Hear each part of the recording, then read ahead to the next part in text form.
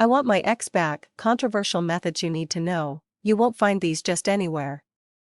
Here's the problem. So many folks will try almost anything.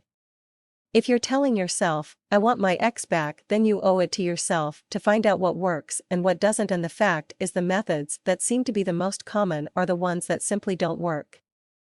Why? Because they are based on emotions. Emotions have a tendency to make us think things seem logical when the fact is that they are clouding our judgment. Let's take a look at an example of what I'm talking about so you'll have a better understanding of it. We've all heard the old tactic of trying to make our ex jealous. It's very common and it continues to be passed around generation after generation. It seems like a good idea at first glance.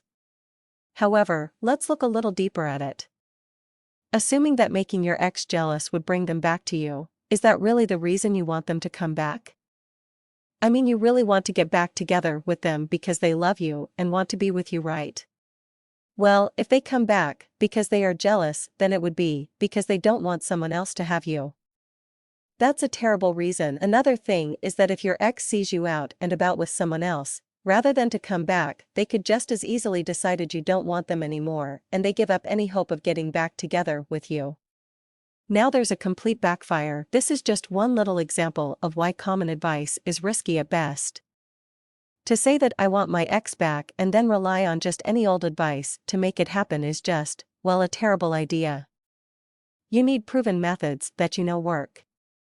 That being said, let's take a look at just one controversial method. Point 1. Controversial method you can use is to simply agree with your ex.